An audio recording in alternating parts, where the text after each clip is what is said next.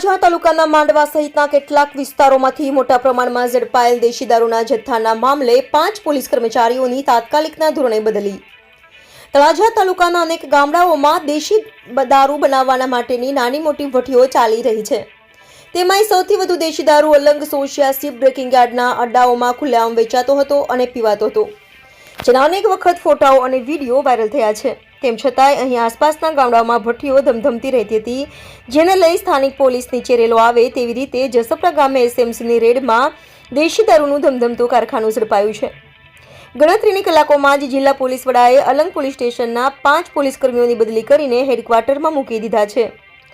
Alang police મથક નીચે ચાલતા દેશી દારૂના કારખાના અને વેચાણને લઈ સ્થાનિક મહિલાઓ દારૂનું દૂષણ દૂર કરવા આવેદનપત્ર આપ્યું હોવા છતાંય પોલીસ આ દૂષણ દૂર ન કરાવી શકતા આખરે મામલો સ્ટેટ મોનિટરિંગ સેલ સુધી પહોંચ્યો તો સેલના પોલીસ સબ ઇન્સ્પેક્ટર એવી પટેલે સ્ટાફના માણસોને સાથે રાખી ગઈકાલે બપોરે માંડવાના રવિન્દ્રસિંહ ઉર્ફે બંધુબાબુ વજુભા ગોહિલની વાડીમાં રેડ કરી હતી। રેડને લઈ એસએમસીના હેડ કોન્સ્ટેબલ શક્તિસિંહ ઝાલાએ અલંગ પોલીસમાં નોંધાવેલી ફરિયાદમાં પોલીસને દેશી દારૂ 1470 લીટર કિંમત ₹2,94,000, દેશી દારૂ ગાળવા માટેનો વોશ 3,500 લીટર કિંમત